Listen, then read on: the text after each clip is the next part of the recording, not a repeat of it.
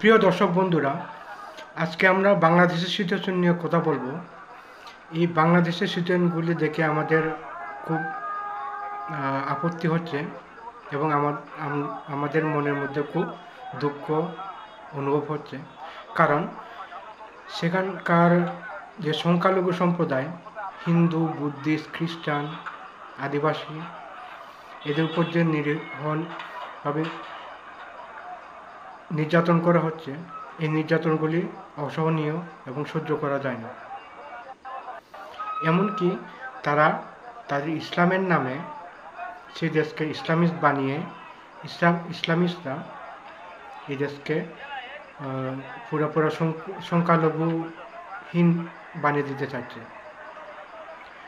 আমরা জানি 1947 সালে আমাদের ভারতবর্ষ ভাগ হয়, পাকিস্তান এবং ভারতবর্ষ। এরপরে পাকিস্তান দুই ভাগ হয়, পাকিস্তান এবং বাংলাদেশ। সেই সময়ে সংখ্যালঘু সম্প্রদায় পাকিস্তানে ছিল 22%, এখন হয়ে গেছে 3%। বাংলাদেশে সে সময় ছিল 18%, এখন হয়ে গেছে 8%।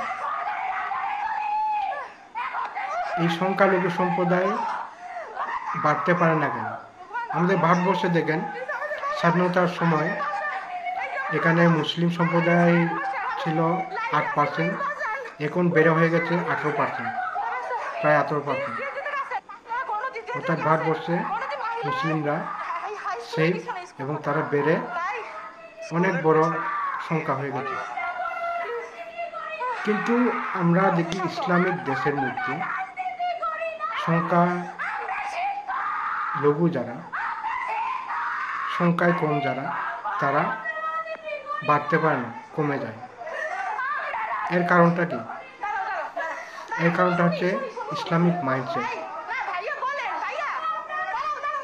সংখ্যালঘুদের উপর নিপীড়ন, নির্যাতন করা, তারা কাফির বলে তাদের উপর ঝাঁপিয়ে পড়ে এবং তাদেরকে কনভার্ট করতে যায়।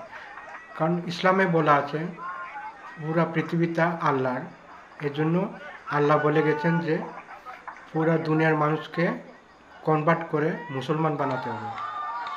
এটাই তাদের চেষ্টা এবং তারা এটাই করে যাচ্ছে। পাকিস্তানের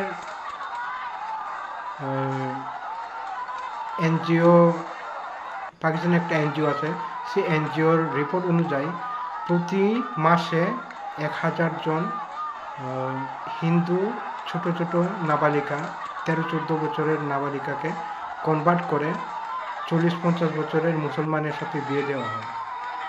এটা আমার রিপোর্ট না,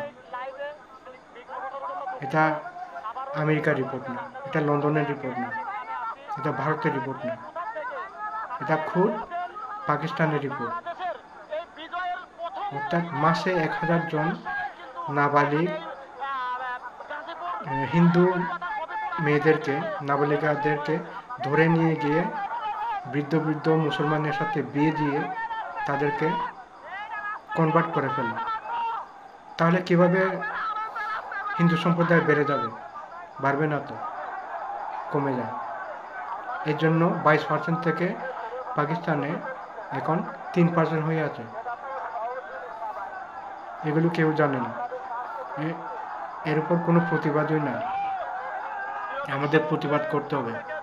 এখন আসি বাংলাদেশের সিচুয়েশন। বাংলাদেশের সেম সিচুয়েশন।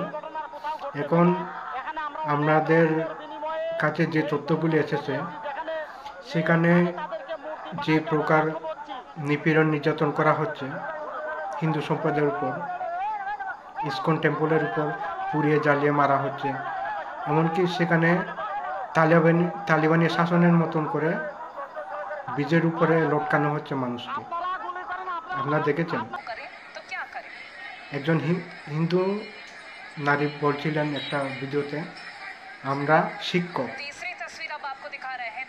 আমাদের ছেড়ে দেন, আমরা কোনো পার্টি করি না, আমরা শিক্ষক। তবু তাদেরকে ঘর থেকে বের করে দিয়ে চলে যেতে হয়েছে। প্রচুর পরিমাণে যে নিরীহ নির্যাতন করা হচ্ছে, এর জন্য দায়ী কে? এর জন্য দায়ী হচ্ছে ইসলামিক মাইন্ডসেট। এর প্রতিবাদ আমাদের করতে হবে। আর ধন্যবাদ।